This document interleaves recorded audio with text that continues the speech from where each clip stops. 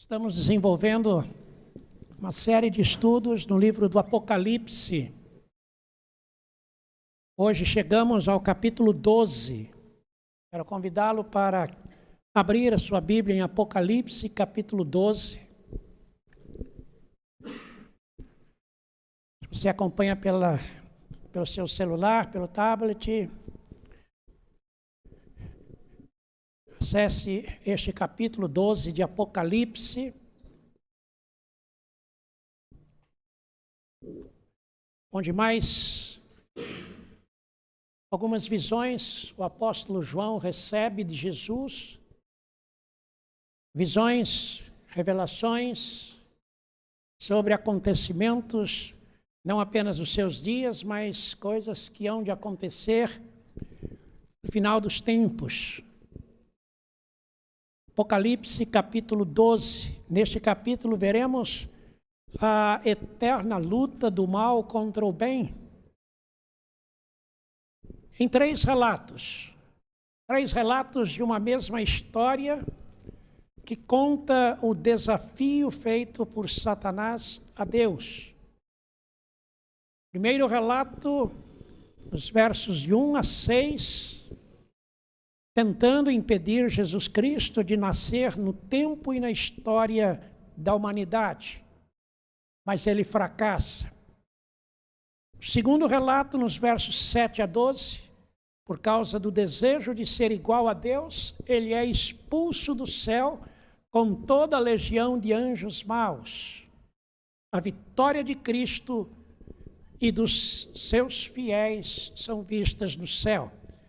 No terceiro relato, versos 13 a 17, persegue a igreja, tentando-a impedir de cumprir a sua missão no mundo, mas ela é perseverante e, no final, galardoada. Então vamos ao primeiro relato, dos versos 1 a 6. Satanás é visto como um grande fracassado. Verso 1: viu-se grande sinal no céu, a saber, uma mulher vestida do sol, com a lua debaixo dos pés e uma coroa de 12 estrelas na cabeça. Uma mulher, figura frágil e desprezada na cultura antiga, equiparada até a animais e objetos.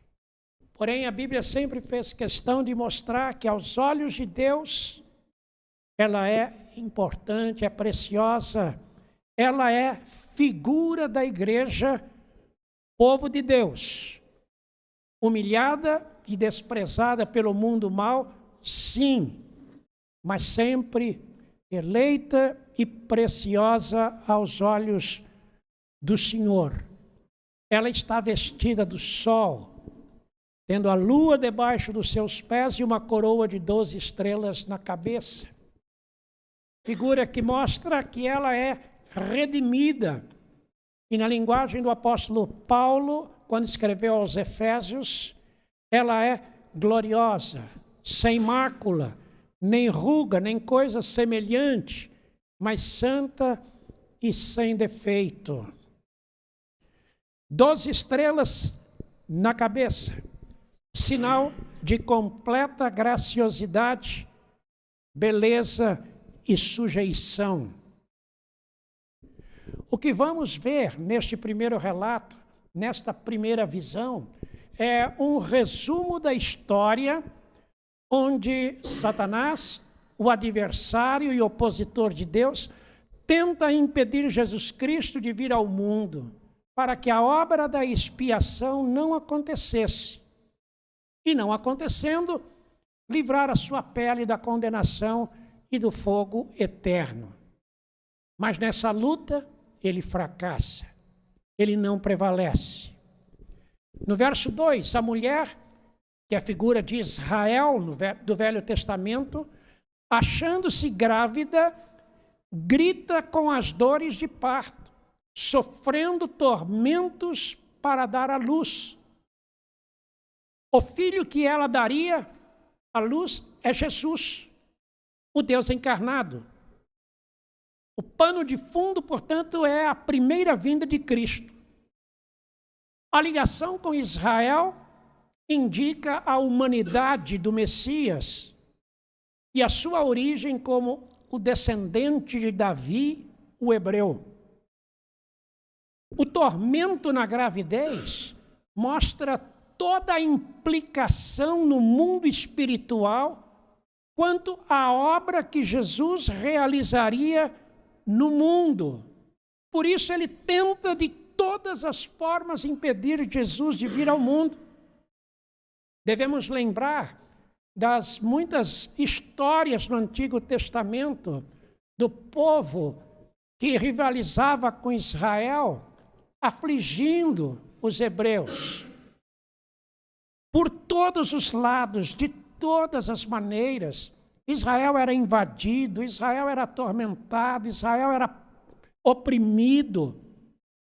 Por causa dos próprios erros e dos pecados de Israel, Israel sofreu muito nas mãos desses inimigos, sofreu oposição, foi levado para cativeiros. As 10 tribos do norte quase que desapareceram naquele tempo.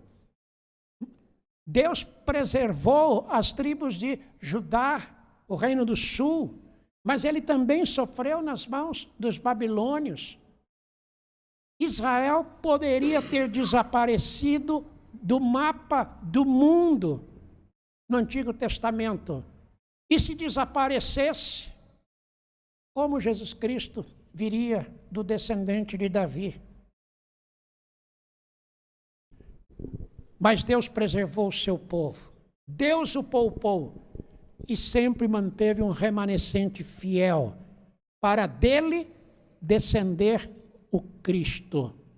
Em todo o pecado de Israel estava a mão de Satanás. E quando foi para Jesus nascer? O mundo estava em trevas. Ninguém esperava que algo tão maravilhoso acontecesse. Eis então que Deus anuncia para Maria que ela era agraciada e seria a mãe do Salvador. Mas ela era muito jovem, ainda não casada, ainda virgem. Como ela estava grávida, conforme a mensagem do anjo à mulher, dizendo que o ente que estava sendo gerado nela era o ente santo de Deus. E José, acreditar que sua noiva estava grávida, como não foi difícil para ele? Eles não tinham tido nenhuma relação sexual.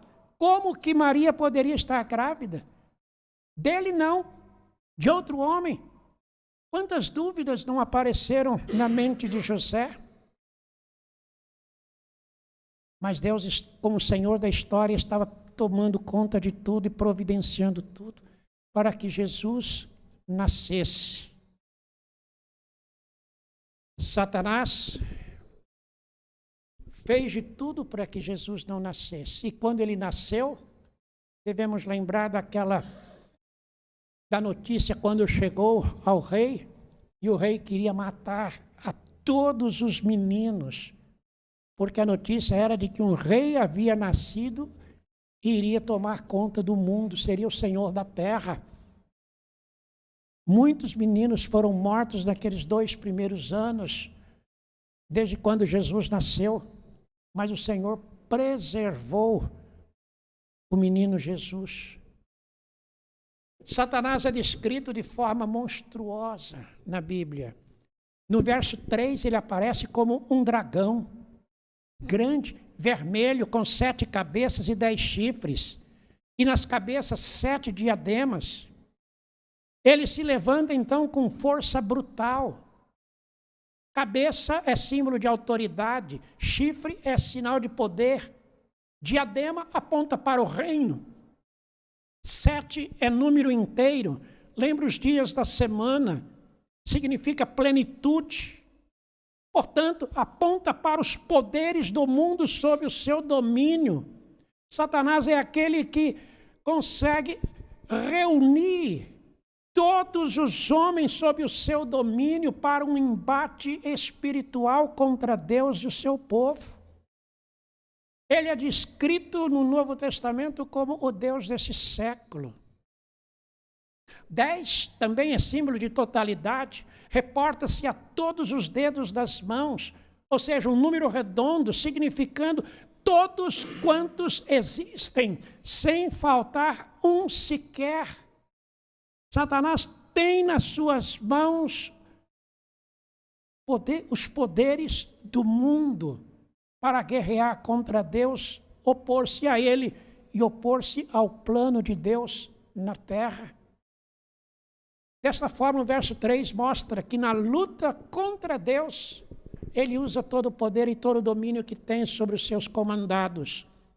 E sobre os seus comandados, incluímos aqui políticos, empresários, líderes e todos aqueles que de alguma forma influenciam a sociedade. A cauda do dragão, verso 4, indica a influência satânica que arrasta a terça parte das estrelas do céu. Aqui, as estrelas são símbolos dos poderes sob o domínio de Satanás.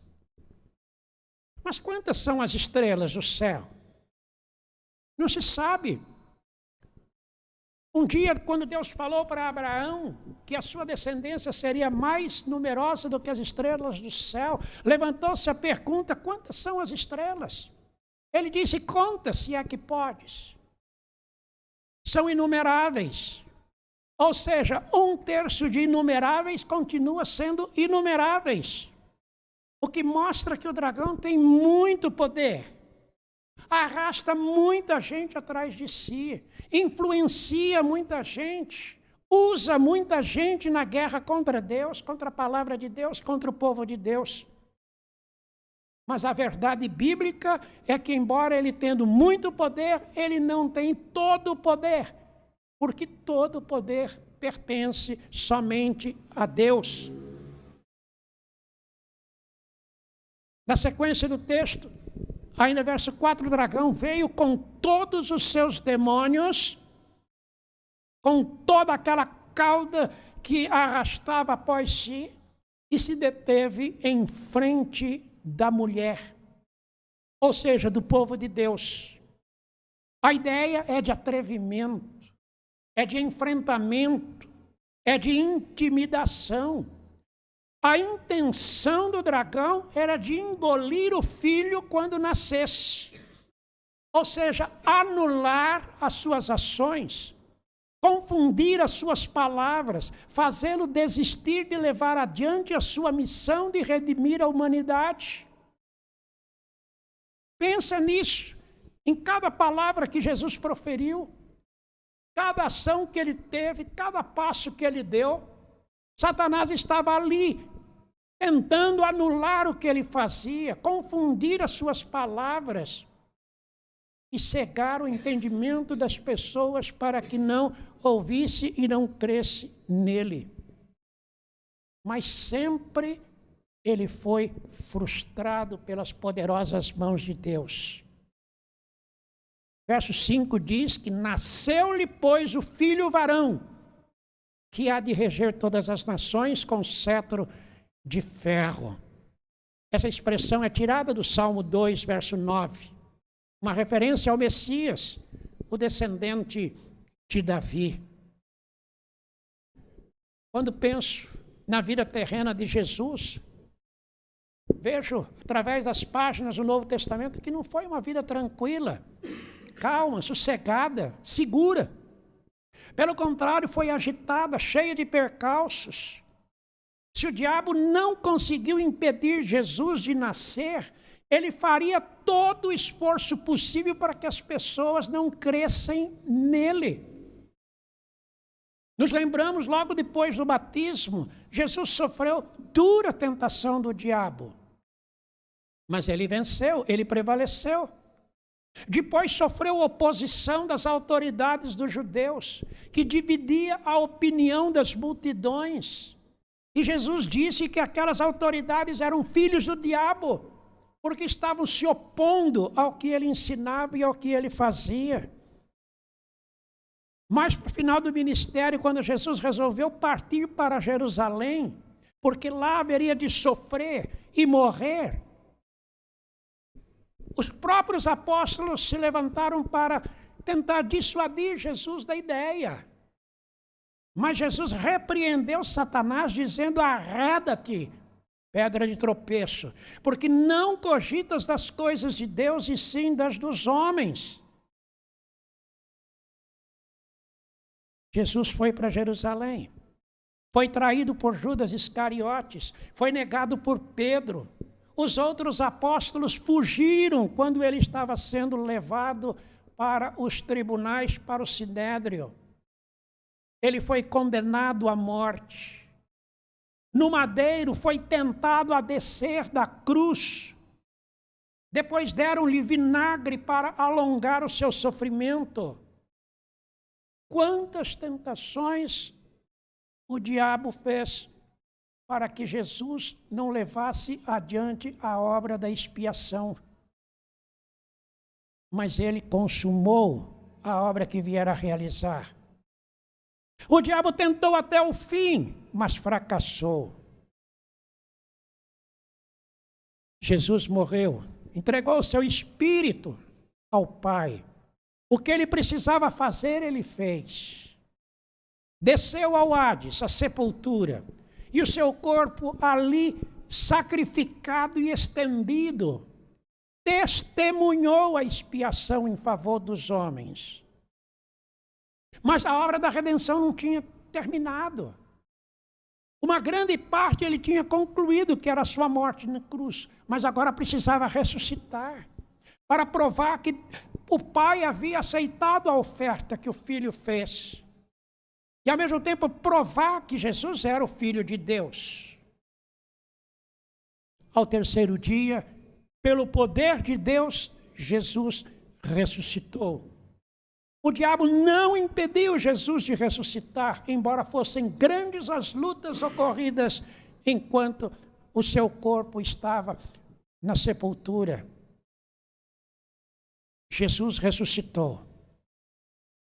E agora, como fazer para que as pessoas cresçam que Jesus, que havia morrido tão recentemente, estava vivo? Num primeiro momento, os discípulos duvidaram, mas depois creram. Os judeus inventaram uma história dizendo que o corpo de Jesus tinha sido roubado pelos discípulos. Outra artimanha do diabo. Mas a verdade prevaleceu. E o canto da vitória foi entoado. Tragada foi a morte pela vitória de Cristo.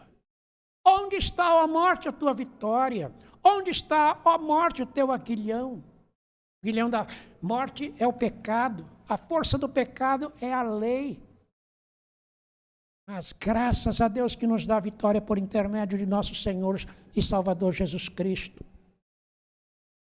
Por 40 dias, o diabo tentou cegar os olhos das pessoas para que não vissem e não crescem no Cristo ressuscitado. Mas ele vivo apareceu a muitas testemunhas. Mas eis que chegou então o momento de voltar para o céu. Era outra etapa da obra que Jesus viera a realizar na terra. Jesus vivo e aparecendo de vez em quando aqui, era ainda o menor dos problemas do diabo. Tentou impedir Jesus de subir aos céus, mas ele subiu aos céus. E enquanto subia, anjos, ladeando a Jesus, disseram para as multidões: por que estão olhando para as alturas? Esse mesmo Jesus que subiu ao céu, do céu descerá. Era a promessa da sua segunda vinda. Verso 5, na parte final, diz que ele foi arrebatado para Deus até ao seu trono. É esta menção à ascensão.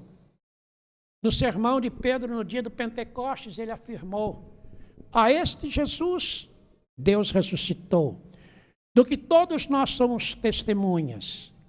Exaltado, pois, à destra de Deus, tendo recebido do Pai a promessa do Espírito Santo, derramou isto que vistes e ouvis. Esteja, pois, ó casa de Israel, certa de que este Jesus que vós crucificastes, Deus o fez Senhor e Cristo.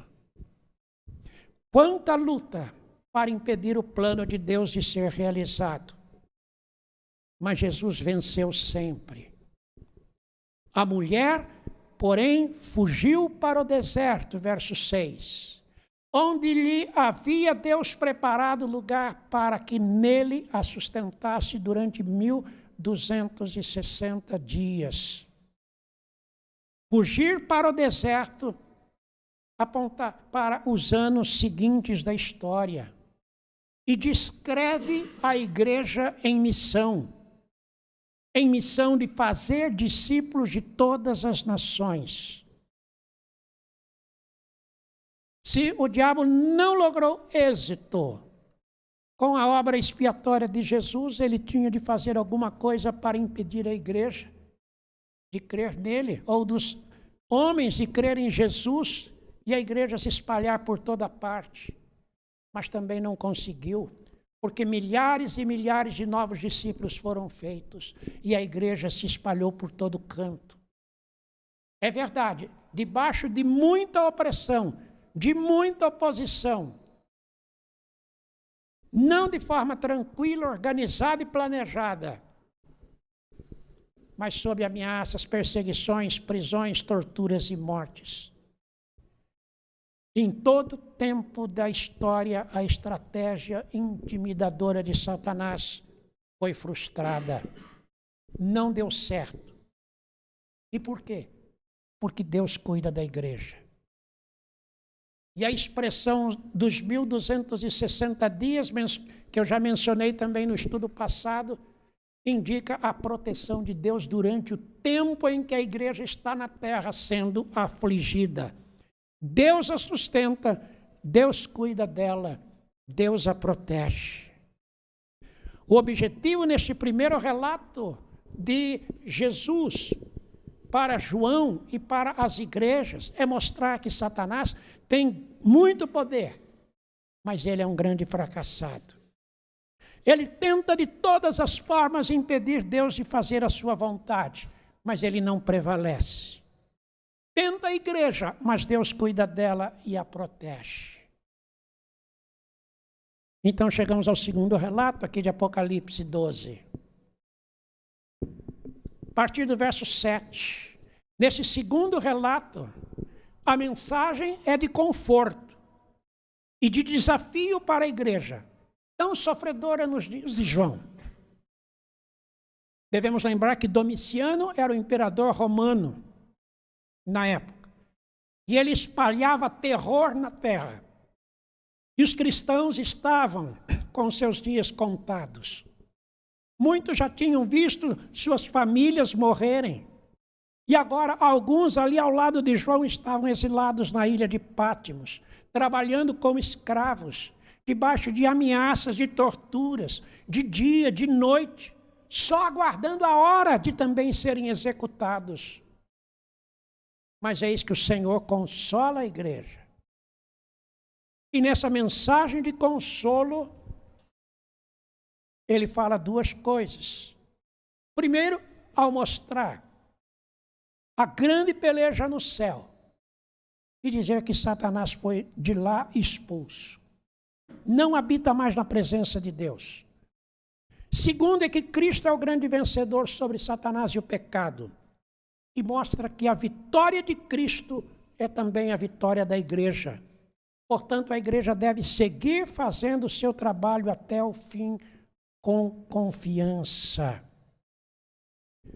Verso 7 em diante, Miguel, que na mitologia judaica antiga é o poderoso anjo guerreiro, luta em favor de Israel. Ele e seus anjos pelejaram contra o dragão e os anjos maus.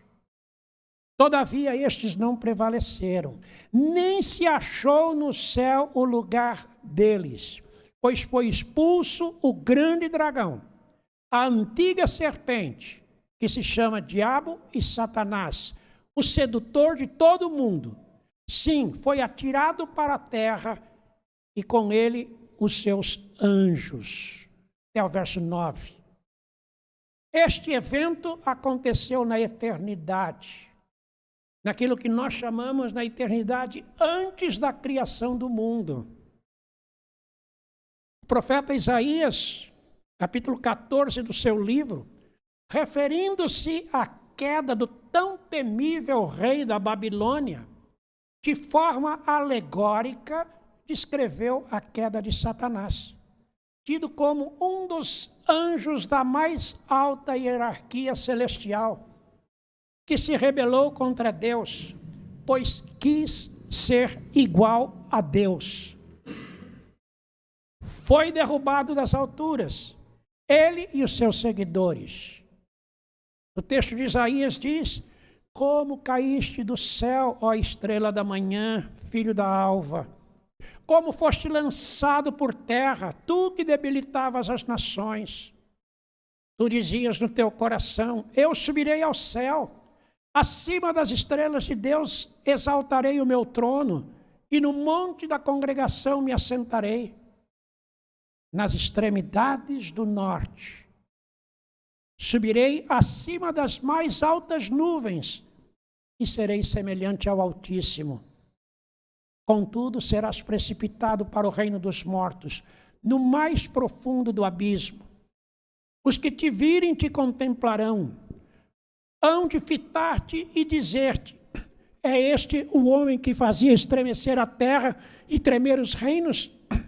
Que punha o mundo como um deserto e assolava as suas cidades? Que a seus cativos não deixava ir para casa? Todos os reis das nações, sim, todos eles jazem com honra, cada um no seu túmulo. Mas tu és lançado fora da tua sepultura, como um renovo bastardo, coberto de mortos traspassados à espada, cujo cadáver desce à cova e é pisado de pedras. Relato de Isaías 14. Assim, pois, não importa quanto a igreja é perseguida e machucada pelo diabo, o que o Senhor quer que a igreja saiba, que este adversário já está derrotado. Já foi expulso do céu, da presença de Deus. Na segunda visão deste ponto, uma grande voz se ouviu no céu. Versos 10 a 12. Agora veio a salvação, o poder, o reino do nosso Deus e a autoridade do seu Cristo, pois foi expulso o acusador de nossos irmãos, o mesmo que os acusa de dia e de noite diante do nosso Deus.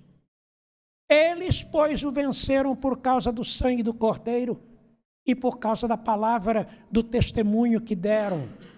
E mesmo em face da morte, não amaram a própria vida. Por isso, festejai, ó céus, e vós os que nele habitais. Ai da terra e do mar, pois o diabo desceu até vós cheio de grande cólera, sabendo que pouco tempo lhe resta. O que Deus estava fazendo era estimular a igreja para que não se deixasse intimidar pelas ameaças de Satanás. As provações eram duras, as aflições muito duras, mas a vitória de Cristo sobre a morte e o pecado já estava decretado. E a vitória de Cristo era e seria sempre a vitória da igreja. E com o sangue de Jesus, é com o sangue e unicamente com o sangue de Jesus que a igreja vence os ataques de Satanás. Mesmo que os servos de Deus venham a derramar o seu próprio sangue por causa do seu testemunho e da lealdade a Cristo, que importa? Importa que o que eles estão fazendo para Cristo é uma oferta de amor, à semelhança do que Cristo fez. Cristo venceu e a vitória de Cristo é também a vitória da igreja. O diabo e a terra, seus seguidores, sim, estão com os dias contados. Mas aqueles que esperam em Cristo hão de reinar com Ele pelos séculos dos séculos. A igreja precisa saber que ela é vencedora. E nesse terceiro ponto, essa mensagem vai ficar bastante destacada, porque ela é vista no mundo como a grande protegida de Deus. E ela será sempre a grande protegida de Deus. Como o diabo não conseguiu deter a Deus, e mesmo sabendo que é um fracassado e destinado ao fogo eterno, ele, desesperado, tenta a igreja para não cumpra a sua missão sobre a terra. E a estratégia é a mesma, de perseguição e de intimidação. Versos 13 e 14. Quando o diabo se viu atirado para a terra, perseguiu a mulher que dera à luz o filho varão, que é a figura do povo de Deus, e que no Novo Testamento ela é chamada de igreja. Foram dadas à mulher as duas asas da grande águia. A águia é tida como a ave que voa mais alto e suporta voos de grande distância. As duas asas foram dadas para que ela voasse até o deserto, ao seu lugar, no mundo, para dar testemunho de Jesus, onde ela é sustentada durante um tempo, tempos e metade de um tempo fora da vista da serpente. Novamente, a mesma quantidade de tempo é mostrada, significando o período que a igreja está na terra, em aflição, sim, mas fazendo o seu trabalho, cumprindo a ordem que Jesus deu para que fosse executada. É interessante essa expressão, fora da vista da serpente, porque dá a ideia de que quando Satanás menos percebeu, a igreja já estava espalhada por toda a terra. Tentou impedir a igreja para que não existisse em Jerusalém, mas ela existiu e foi poderosa na cidade santa. Depois tentou a igreja para que não saísse de Jerusalém. A igreja saiu por Samaria, por toda a Judéia. Não queria que a igreja saísse ali da região, mas ela se expandiu por toda parte, principalmente através do ministério do apóstolo Paulo. Chegou em toda a Ásia Menor, alcançou a Europa, adentrou o continente adentro. Quando menos Satanás percebeu, a igreja estava espalhada por toda a terra. A serpente arrojou da sua boca atrás da mulher água como um rio, a fim de fazer com que ela fosse arrebatada pelo rio. A terra, porém, socorreu a mulher, e a terra abriu a boca e engoliu o rio que o dragão tinha arrojado da sua boca. Versos 15 e 16. Não adiantou Satanás perseguir a igreja. Deus estava conduzindo o seu povo. Não adiantou enviar tribulações contra ela. Quanto mais tribulações existiam, mais ela avançava no cumprimento da missão. Não adiantou no futuro derramar sangue, porque o sangue que era na estratégia de Satanás para inibir e intimidar novos cristãos, Deus fez com que o efeito fosse o contrário, fosse um estímulo para que novos cristãos existissem e as pessoas julgassem como isso está fazendo, prestando culto a Deus com as suas vidas entregues.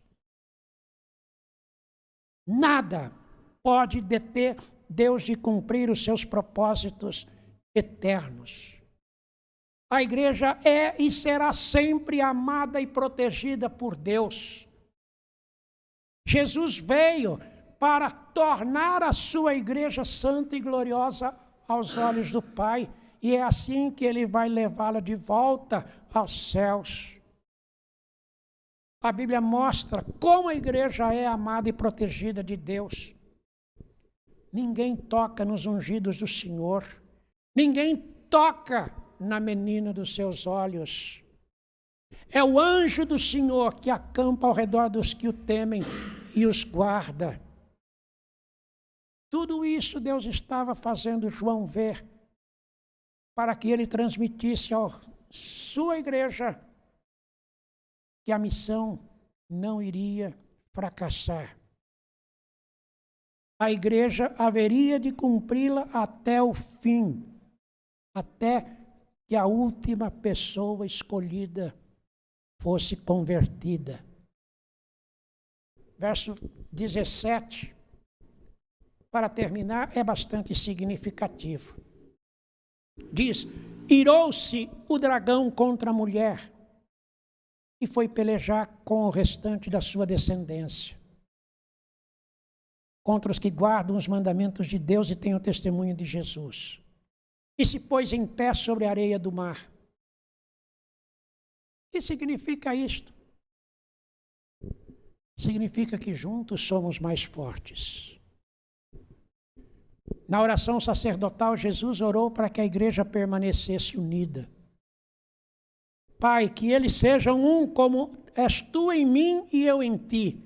Também sejam eles em nós, para que o mundo creia que tu me enviaste. O predador não ataca a presa se ela está junto da manada. Apenas observa a distância, como se desinteressado estivesse. Porém, se ela se isola e se afasta, então torna-se alvo prioritário. Daí a advertência de Pedro: sede sóbrios e vigilantes. O diabo, vosso adversário, anda em derredor como um leão que ruge procurando alguém para devorar. Esta estratégia tem sido a que o diabo está usando nestes últimos tempos. Se ele não conseguiu deter Jesus de nascer, partiu para intimidar o povo de Deus, a igreja. Mas se ele não conseguiu, como não vai conseguir deter a igreja de avançar, ele passa agora a atacar os crentes individualmente. Como?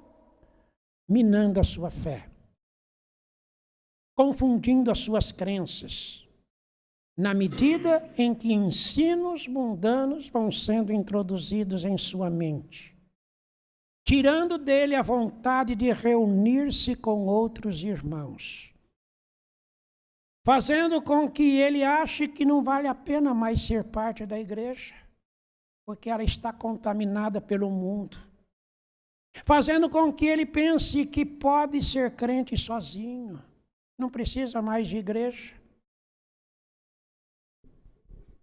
fazendo com que ele pense que Cristo é ultrapassado, que a palavra de Deus é arcaica, que céu e inferno é bobagem, é ilusão de religiosidade antiquada.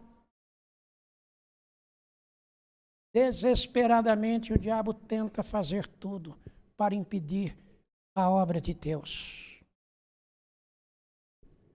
Mas quanto mais ele ataca os crentes individualmente, mais os verdadeiros servos de Deus se fortalecem na graça e no conhecimento do Senhor. É verdade, cresce nos dias de hoje o número de pessoas que se dizem decepcionadas com a igreja, que se afastam dela, que rejeitam, que passam a viver a vida cristã sozinhos. Pelo menos acham que conseguem isto. Há um grande perigo nisso. Nós precisamos estar fortalecidos em Deus e na força do seu poder. Orar e vigiar o tempo todo são palavras de ordem para o cristão. Enfrentar o diabo sozinho não é bom negócio para nenhum de nós. Precisamos estar juntos com os demais irmãos, em igreja, em comunidade da fé, para juntos nos encorajarmos, para juntos nos tornarmos fortes, para juntos fazermos a obra de Deus que Ele nos confiou. Devemos olhar para Cristo e não para as pessoas. Para Cristo e não para as estruturas, porque pessoas e estruturas sempre vão nos decepcionar, assim como nós e aquilo que fazemos decepcionamos os outros. Quando o diabo olhar para nós e nos ver que estamos juntos do povo de Deus, bem firmados em Jesus e na sua palavra, ele pensará mais de uma vez em nos tentar e nos atacar. E se ele olhar para o povo de Deus e ver Cristo à frente do seu rebanho, então ele não ousará atacar de forma alguma.